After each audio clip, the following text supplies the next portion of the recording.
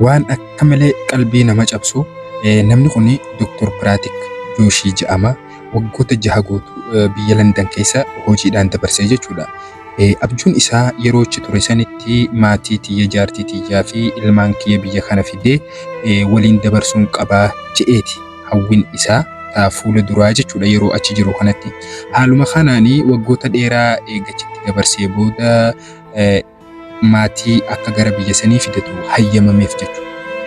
Maatii isaa ijoollee isaa ilmaan 3 qaba.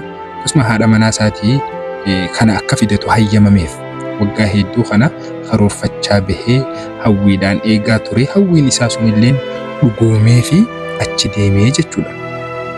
Akkuma achi deemee haadha mana isaa fudhatee ijoollee isaallee fudhatee warra isaaniitii fi maatii firoottan isaanii hundatti nagee dhaammatee xayyaara yaabbatanii jechuudha.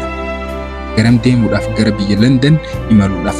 Haati mana isaa tuni biyya san keessatti doktora turtee hojiisi doktorummaallee dhaabsisee eegaa amma inni dalagee jira ni gayaa fi achi deemnee jireenya haaraa tokko jennee jalqabna nu gayaa jechuudhaan haala saniin karoorfatee isaan fudhatee garas qaceele jechuudha.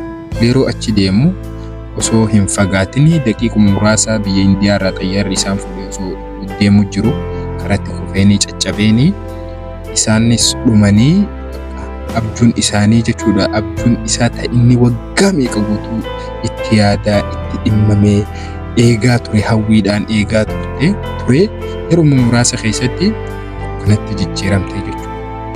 Subhaanallah. Addunyaan tun wallahi waan ajaa'ibaati. Rabbiinis akka fedhu qaba.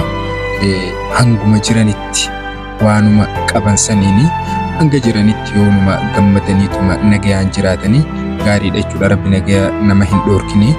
Du'a akka malee Rabbi namarraa haa qabu. Dhugumatti duuti tuni du'a akka malee amma takkanaatu faana amma dhugaa Rabbii maaliif jennaani waggaa meeqa guutuu asitti dhama'aa ture carraaqaa ture hawwiin isaa yaanni isaa ammoo jireenya hanga hafe kana eega carraa argatee maatii isaa achitti fidatee jiruu gaarii wajjin dabarsuudha ture. Garuu sun hundi hin taanee fi ijoolleen isaati duraan nagayaan jirtu hundi jalaa dhumanii inninis du'e haati mana isaatis duute dukkana jechuudha. Wallahi asitti hedduu na gaddisiise miidiyaa kanarra deemuu ture gaadheenya argaa turtan isinillee anammoo akka malee na gaddisiise naanumaan gama kana fide. Waan akkanaati Rabbiin nagayaan bobaasee nu haa galchu. Khayrii nu haa qunnamsiisu. Waan ofiin fedhe Rabbiin nu haa waffaqu inshaAllah.